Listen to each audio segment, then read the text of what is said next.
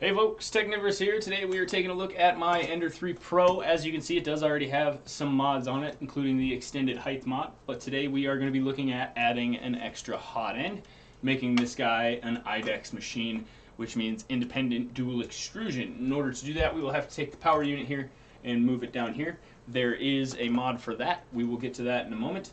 And we will also need another bracket for the back here to hold the other extruder motor. And I think we're going to need a mount for right here in order to get the actual extruder on there as well. Now, the way that I'm thinking I'm going to do this is a little bit simpler than the other two brackets. We might be able to use this piece right here. Since there are two holes that are perfectly designed and already level, we'll just need to come up with some way to brace the two hot ends against each other so that they don't flux in a horizontal direction and they stay vertical and perpendicular, or excuse me, parallel to each other. That's basically the plan here. We're going to need to take this off and design a hot end cover with a fan that will cool both hot ends, and this is going to be a process. So this is going to be done over the course of a couple of videos, starting with the removal of the power unit and placement down here, because we will need that in order to access this space here where we're going to put the other extruder. And the other extruder will basically be facing this direction and look something like this. Now these two bowden tubes will be switched so they're not crossing each other, but we have the gist of it. So let's get started. Very necessary part of the hot end, the second hot end here, is the sock. I do have it removed because I'm not sure which direction we're going to have this facing yet. So we're going to take this guy, set it over here, out of the way for now, because we need to remove this. So I have my handy dandy tool bag here, and it's just a matter of fishing out the right Allen key. So we are looking at, it's too small. I need to get my stuff together and just have one set of Allen keys instead of a pile of them, because I have 2 or 3 of every one, and that doesn't make it easy to find the ones I need. That is for certain. So, I always go back to the original set that came with this Ender 3, and the reason for that is because they have the curled nubs on the bottom, which are a little bit easier to use at an angle and still grip that nut there. So, although it looks like this time I'm going to be using a regular one because I can't find that Allen key. One of the bonuses of having so many.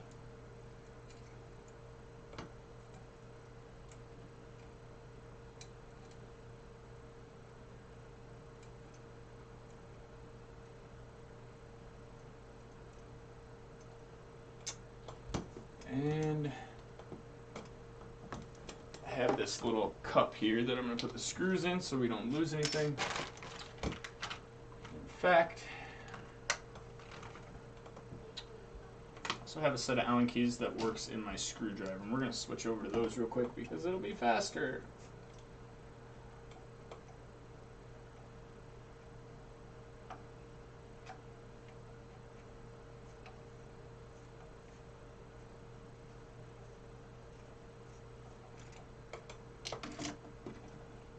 Oh man, dirtiness. Okay. Lots of mess in here. Okay, so kind of sock there. We have these mounts. So.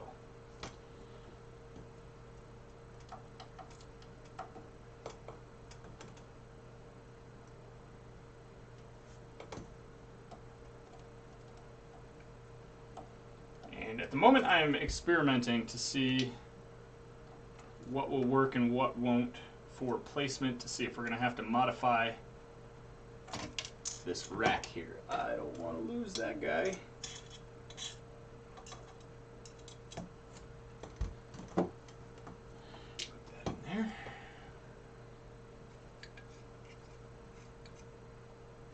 You know the fan cover's got to go, and I need to clean out this fan anyway, so let's go ahead and get these guys detached as well. so we can get rid of this big bulky case here.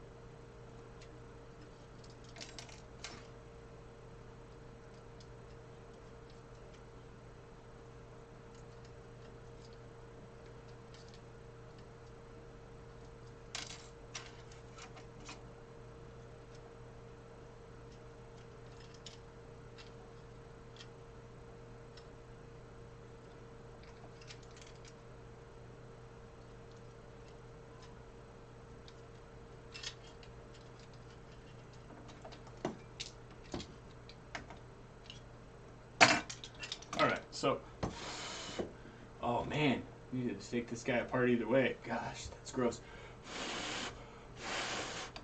Okay, so, what I'm thinking is to mount like this.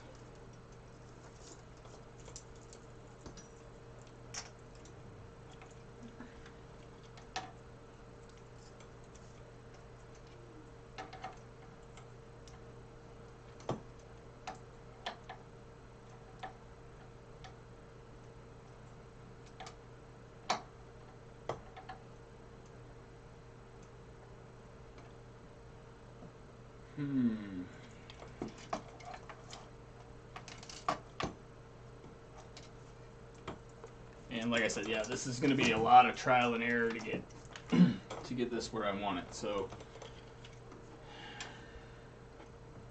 let's just, as a test, screw these guys in and see how far off we are. It looks like this nut right here is going to protrude too far and not allow what I want to happen.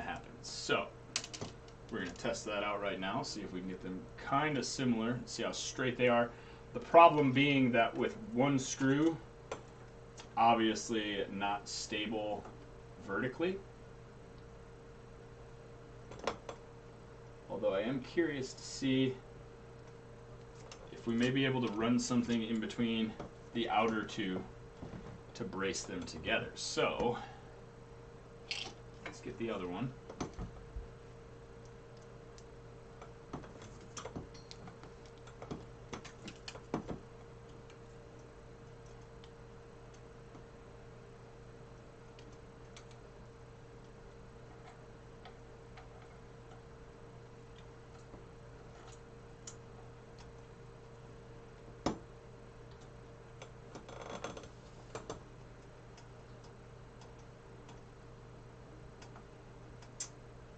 And that nut's causing a serious slant.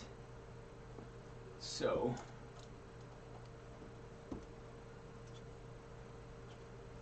we don't want to mess with that one too much. This is the one with the eccentric nut in it. But I do believe that we can reverse this wheel. So let's try that real quick. I'm going to need a bigger hex.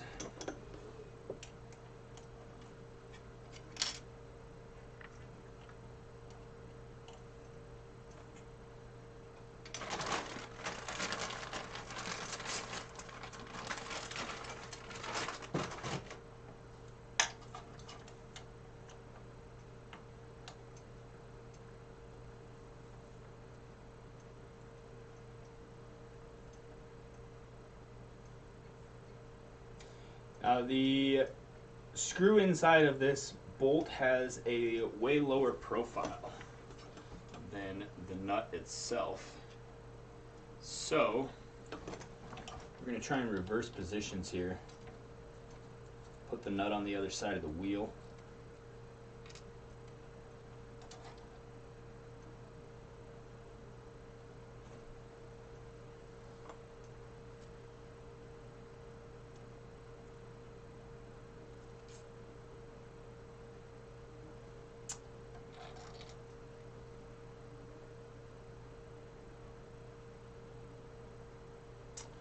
I'm not sure how well this is going to work either, but it is worth a shot. Get that guy in there.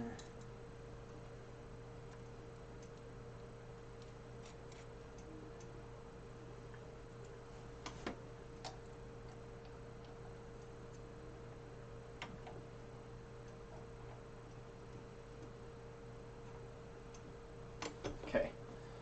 And quite a bit of lot wobble in there, which means that we're going to have to adjust the eccentric nut. Now, if we adjust that nut and we can't get it to stabilize to the bar, then this is going to be a fail. We're not going to be able to run like this. So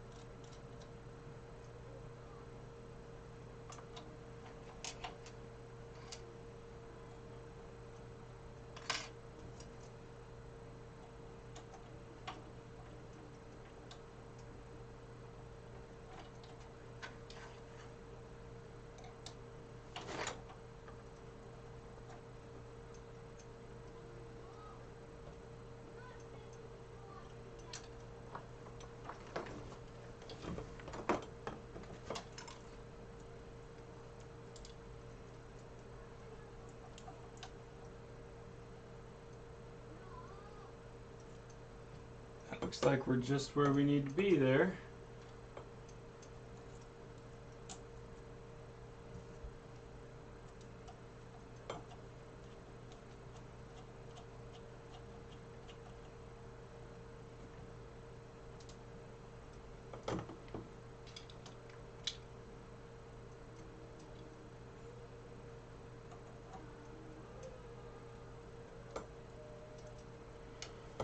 Okay, so with this setup, the main thing that we need to worry about is the nozzle height being the same. Right now they are not, and the only difference between these two is how far screwed in that nozzle is versus the throat. So this piece screws out and that adjusts up and down. In order to adjust this where we want it, what we're going to want to do is bring it down to the bottom and then see how far off they are, and then make adjustments to get them to touch the bed. But we need to know that the bed is level first. So a lot more steps here to get through with this, but this is a step in the right direction. I think what we're going to do in order to keep this where we want it is create a brace between here and here. And if that is stiff enough, it should keep them from flexing like this. So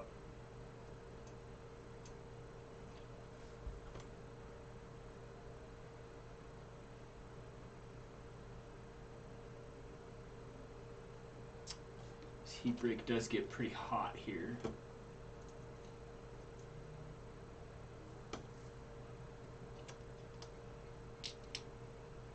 Does me no good if I can't screw into that. Well, it's a start.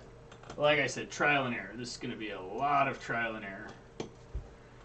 Gonna have to get some captain tape and tape this a little better. It is taped there, but I think being in between those two is different than being on the side, although the fan should blow directly on that. I'm going to get some of this dust cleaned out of the radiator, this other hot end.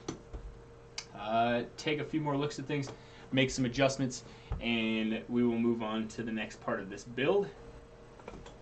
Here we have it, our first mock-up of our idex setup for the Ender 3. Obviously a lot of adjusting to go, as you see, but so far it's looking pretty clean. I think we have a lot of potential here. We are going to need one more part cooling fan, I think for the other side, or to utilize a side-mounted Pets Fang of some sort. This will act as our cooling fan for the hot ends here. And then this fan will most likely be mounted up here with a wraparound duct to each. So long ways to go, but stick with me if you're liking this video. If you want to see the rest of this build, don't forget to hit subscribe. Leave a like down below and let me know if you have any ideas as to how to accomplish this task in the most direct route possible. So I'm really digging the setup we got so far. Like I said, there are some things we need to adjust, but I think that this will work amazingly well when it's done. And that's going to be it, guys. Thanks for stopping by. If you'd like to become a Technivore, don't forget to hit that subscribe button down below. And YouTube's suggesting a video for you right here. And there's a playlist right here that's just 3D printing stuff. Also, if you'd like to see your name up top with the rest of my Patreon supporters, head over to www.patreon.com/Technivorous. There, you too can contribute to the channel and make the Technivorous channel even better.